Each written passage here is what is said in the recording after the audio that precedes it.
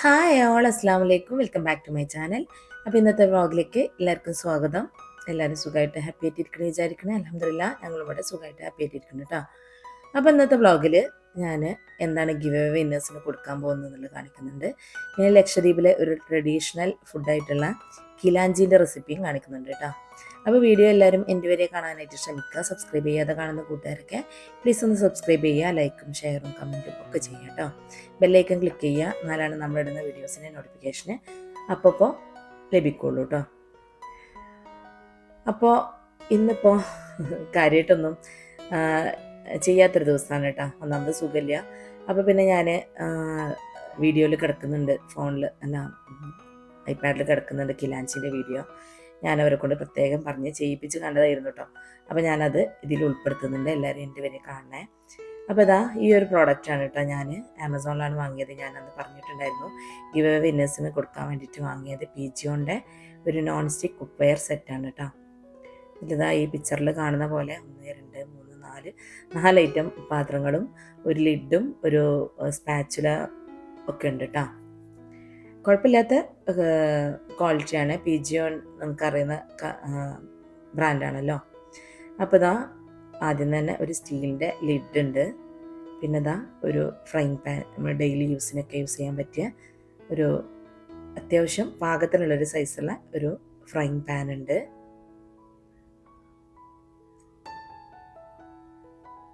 പിന്നെ ഒരു sauce pan ഉണ്ട്, ചെറിയൊരു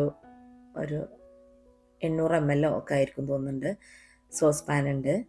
പിന്നെ ഇതാ ഒരു കടായി ഉണ്ട്, കറിയൊക്കെ ഉണ്ടാക്കാനും ഉപ്പേരി ഉണ്ടാക്കാനൊക്കെ പറ്റിയ ചെറിയൊരു കടായി ഉണ്ട് കേട്ടോ.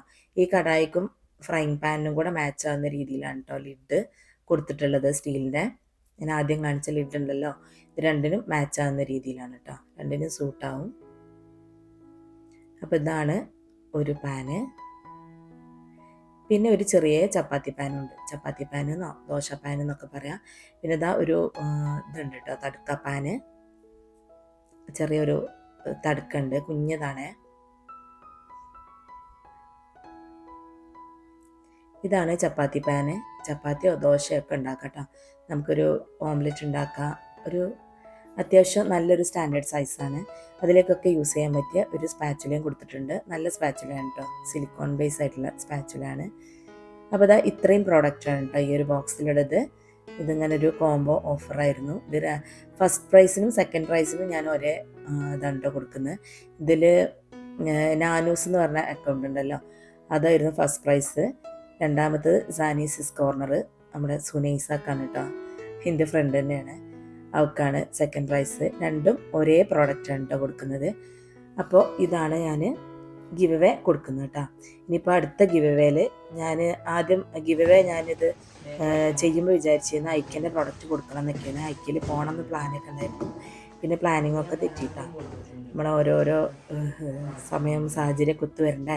അപ്പോൾ ഇൻഷാ അല്ലാഹ് ഞാൻ അടുത്ത പ്രാവശ്യം ഐക്യയിൽ പോകുന്ന സമയത്ത് ഗിവ് അവേ വിന്നേഴ്സിനുള്ളത് ആദ്യം തന്നെ ഞാൻ വാങ്ങി വെക്കും, എന്നിട്ട് കൊടുക്കണം എന്ന് വിചാരിക്കുന്നുണ്ട് കേട്ടോ. നമ്മളവിടുന്ന് പെട്ടെന്ന് വാങ്ങാൻ കിട്ടാത്ത പ്രോഡക്റ്റാണല്ലോ നമ്മൾ കൊടുക്കേണ്ടത്. അപ്പോൾ ഇനി അടുത്ത് ഇതിൽ അങ്ങനെ ചെയ്യാം. അപ്പോൾ നമുക്ക് കിലാഞ്ചിൻ്റെ റെസിപ്പി കാണാം അല്ലേ. ഇത് അവർ പച്ചരി, ഒരു ഗ്ലാസ് പച്ചരിയിലേക്ക് 4 കോഴിമുട്ട എന്നുള്ള കണക്കിന് അവർ നല്ല ഫൈനായിട്ട് അരച്ച് വെച്ചിട്ടുള്ളതാണ് കേട്ടോ. നമ്മൾ നീർദോശക്കൊക്കെ മാവ് ഉണ്ടാക്കൂലേ, അതേപോലെ നല്ല തിന്നായിട്ടാണ് മാവ് ഉണ്ടാക്കുന്നത്.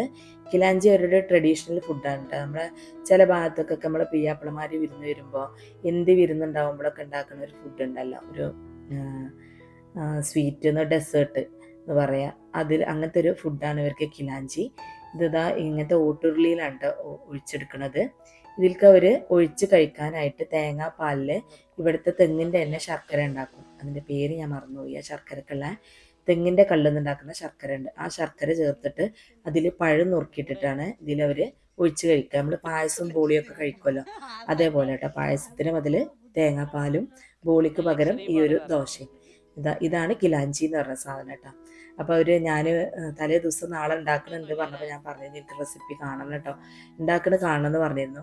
അപ്പോൾ രാവിലെ തന്നെ ഞാൻ സുബസ്കാരം കഴിഞ്ഞിട്ട് ഇവരുണ്ടാക്കുന്നിടത്തേക്ക് വന്നതാണ് കേട്ടോ. മുറ്റത്ത് അടുപ്പുണ്ടാക്കിയിട്ട് ട്രഡീഷണൽ രീതിയിലാണ് കേട്ടോ ഉണ്ടാക്കുന്നത്.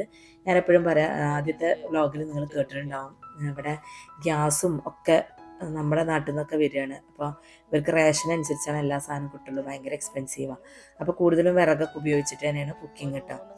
അപ്പോൾ ഇവിടെ പിന്നെ ഞാൻ വേറൊരു പ്രത്യേകത കണ്ടത്, നമ്മുടെ നാട്ടിലൊക്കെ നമ്മൾ മറന്നുപോയ ഒരു സംഭവമാണ്. നമ്മളൊരു പാരമ്പര്യമായിരുന്നു.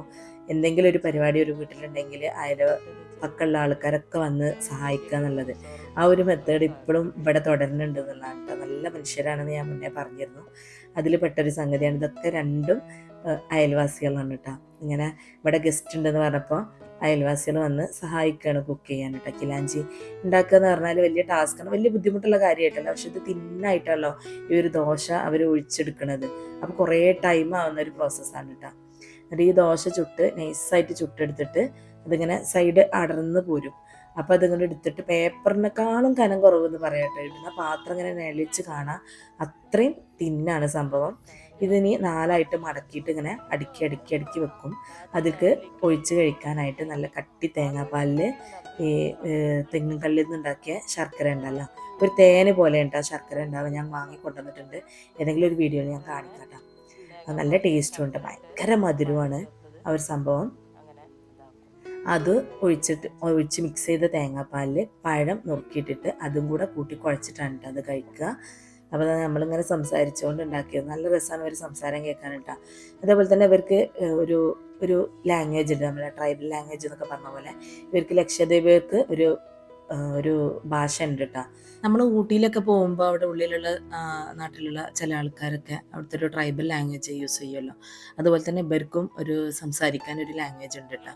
അത് ലിപി ഇല്ലാത്ത ലാംഗ്വേജാണ്. ഇവർ സ്കൂളിൽ പഠിക്കുന്നത് മലയാളമാണ്, മലയാളത്തിലാണ് ലിപി ഉള്ളവർക്ക്. അവർ സംസാരിക്കുന്ന ഭാഷയ്ക്ക് ലിപി ഇല്ല. അത് എനിക്ക് തോന്നിയത് തമിഴും തെലുങ്കും ഹിന്ദിയും ഒക്കെ കൂടെ മലയാളം ഒക്കെ കൂടെ മിക്സ് ചെയ്ത് സംസാരിക്കണ പോലെ തോന്നിയത് കേട്ടോ.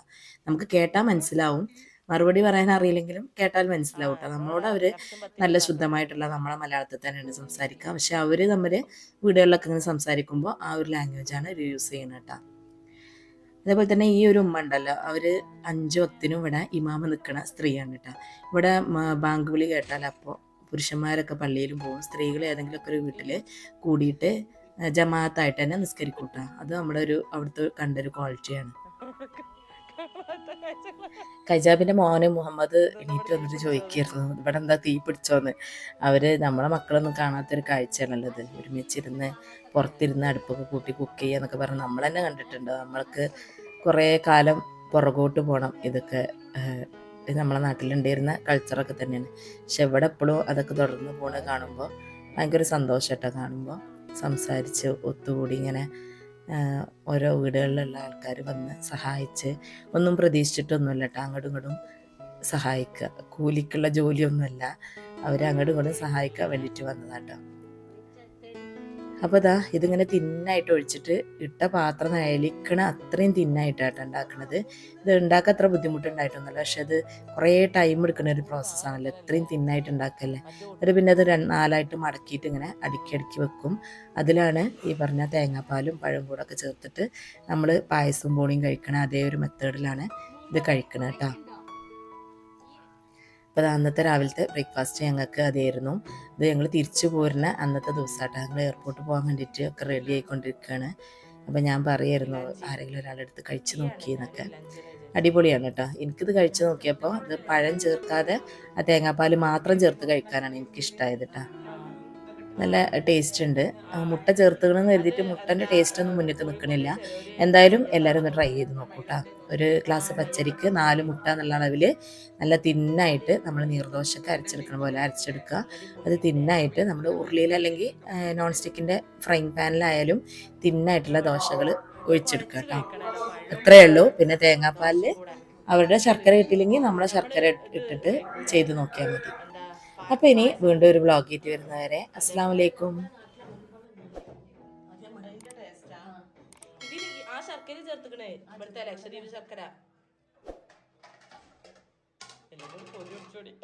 ഇവരെല്ലാം കൂടി നോക്കി അടിപൊളിയാ, അടിപൊളി.